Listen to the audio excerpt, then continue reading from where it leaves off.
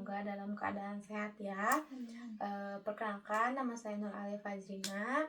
Hari ini saya akan berbagi informasi yang sangat penting mengenai diabetes mellitus atau yang mungkin ibu lebih kenal dengan istilah penyakit gula atau kencing manis ya Bu ya. Tujuannya supaya kita semua paham bagaimana cara mengelola penyakit ini agar tidak terjadi komplikasi yang berbahaya ya Bu.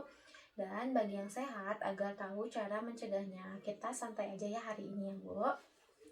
Nanti kalau ada yang ingin ditanyakan di akhir sesi ya Bu. Pertama, Ibu tahu gak penyakit diabetes itu? Enggak.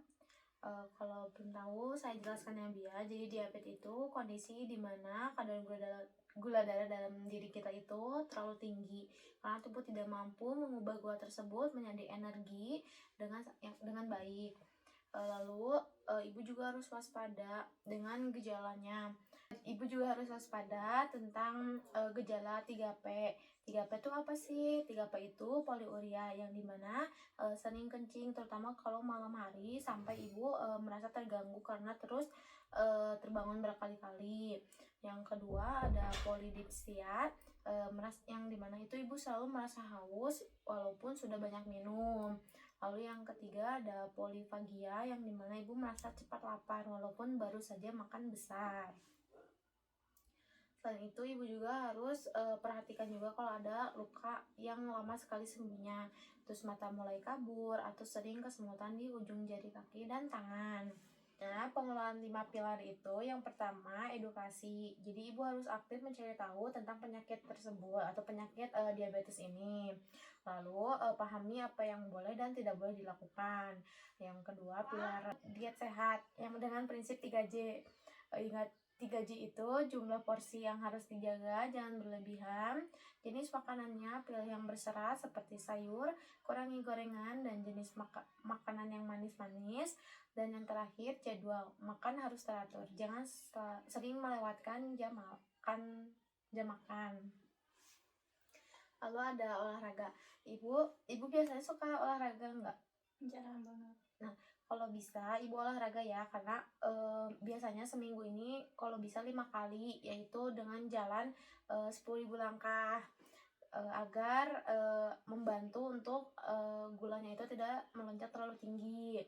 Lalu yang keempat ada minum obat teratur. Jika sudah dokter resepkan atau meresepkan obat atau insulin, jangan dihentikan sendiri ya Bu ya. Lalu ada cek gula darah. Ibu suka cek gula darah enggak? Enggak.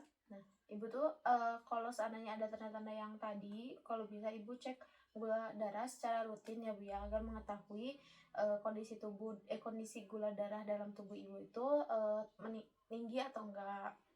Lalu ada perawatan kaki karena ibu kalau ibu seandainya memang sudah ada tanda-tanda dan dicek juga sudah diabetes, ibu kalau bisa jangan lupakan untuk memakai alas kaki di rumah ya Bu ya, karena biasanya orang yang punya diabetes ini nggak akan kerasa kalau seandainya kakinya itu terluka.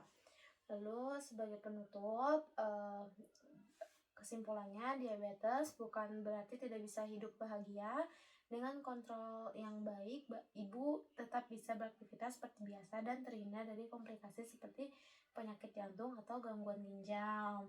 Di sini ada yang ingin ibu tanyakan? Tidak ada. Baik, kalau tidak ada, berarti ibu sudah paham ya Bu ya mengenai penyakit diabetes ini. Terima kasih juga sudah meluangkan waktunya untuk saya tanya-tanya mengenai penyakit ini pada ibu. Kalau begitu mari ya Bu. Terima kasih.